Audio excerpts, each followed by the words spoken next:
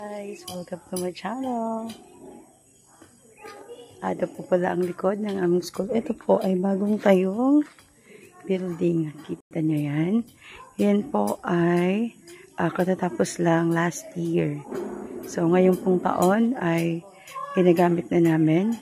So ayan po yung mga luma. Grade 7 and grade 8. Ayan po. Dito po ako sa likod. Yun naman po, makikita nyo doon sa may gilid. Yun po ang grade 9 and grade 10. Ayan, dito po. Ipapakita ko sa inyo guys yung likod. Ayan, nakikita nyo yung kubo na yan? Yan. Dito lang naman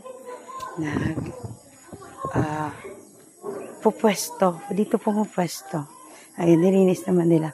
Dito mo pupwesto yung mga nagtitinda po ng snacks. Ito na bala yung kantin nila. Ayan, sa likod, mga puno, presko yung hangin. Ayan. Dito po sa kabila, may tinayong shed house ang LGU ng Barangay San Ramon. Kasi po madami silang estudyante. So, bale, dyan po sila nagla-lunch. Dyan kumakain ng mga bata. Ayan po. Samahan nyo ako. Puntahan po natin kung saan kumukuha ng tubig o yung mga bata para pangbuhos sa CR. Medyo ano lang to. Medyo pababa. Ayan po. Medyo madamo pa. Kasi hindi pa po kami tabas ng damo dito sa mga parents. Ayan po. Masukal pa. Pababa. Kaya mahirap yung mahirap po yung dito. Nahihirapan yung mga bata mag-igib. Oo nga, pababa. Buti po kung maulan. Kasi wala naman po kaming malalaking drum para ipansahod sa ulan. Pwede po sana. Kaso wala pa. Ay masukal. Nakakatakot pala to sa mga bata. Mamaya may ahas. Dapat pala tong ipaano sa mga magulang. Ayan po oh. Ang likod na to ng school. May naman po sana. May hose. Kaso hindi po umaakyat yung tubig. Trinay na namin dati. Gamitan ng ng bomba. Yung pang bombahan.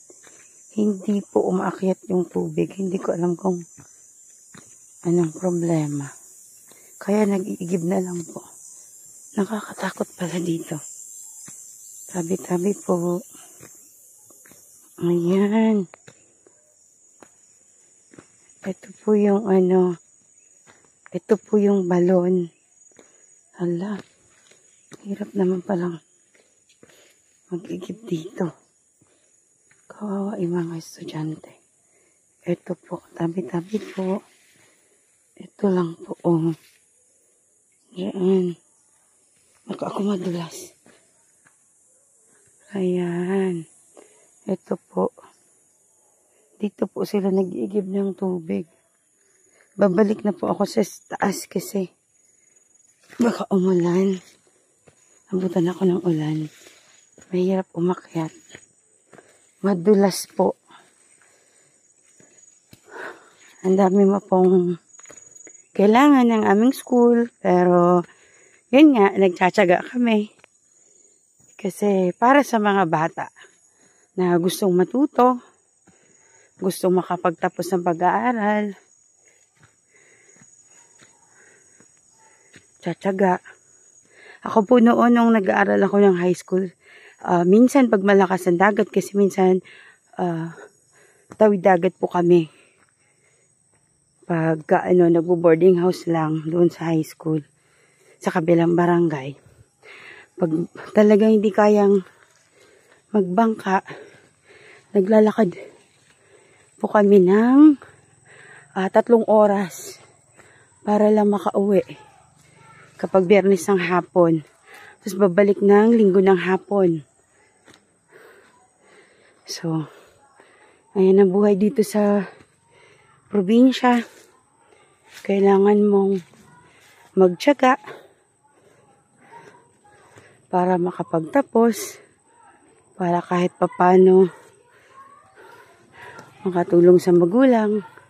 Ang mga trabaho po kasi dito ng mga magulang namin ay mga magsasaka at mangingisda.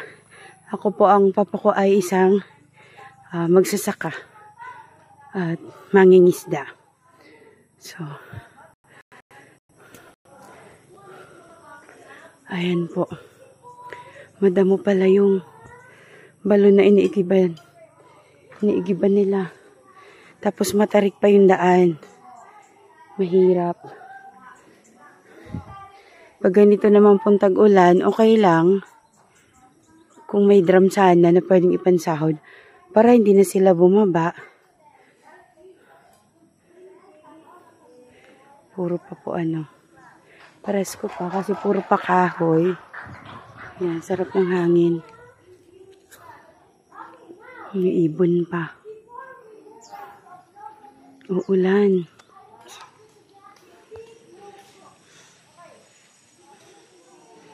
Uulan. Dito. Inayos naman nila yung kubo. Di naman sila uulanan. Ayan. Ito yung nila, kantin. Pagka-recess, dito sila bumibili ng kanilang snacks. Dito. Maganda lang kasi pag mainit, presko yung hangin. Sariwa yung hangin. Thank you, Lord. Ayan, hinihingal po ako. Mga paakyat. Paakyat baba. Nakakahingal. Ayan, ang lamig. Maya-maya uulan na.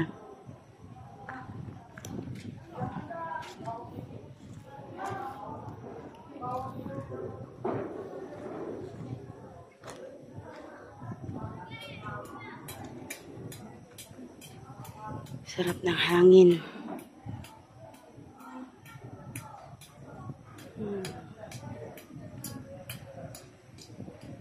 Thank you, Lord. Ayan, papasok na po ako. Muulan na nga. Pasok ako sa classroom.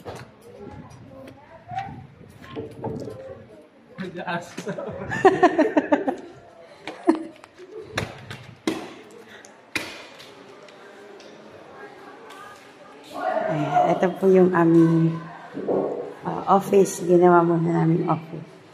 Yung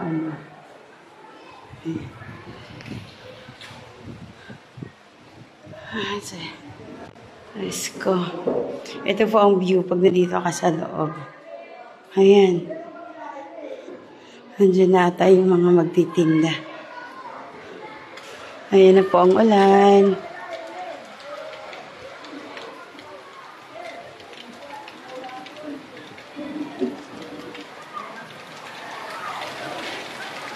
Ayan na po.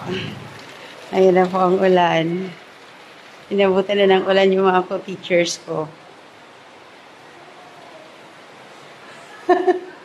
Wow! Pa-welcome!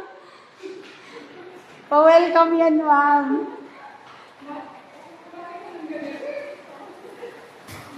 Oh my God.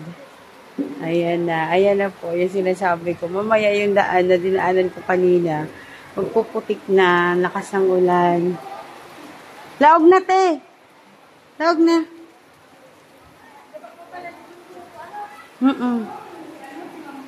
Ano po? May ito. Pagpanday ka na. Di ba? Pagpanday ka naman nila. Pagpanday ka naman Ah, lakas. Igwa. Lakas ang ulan. Ayan. Kita niyo yan.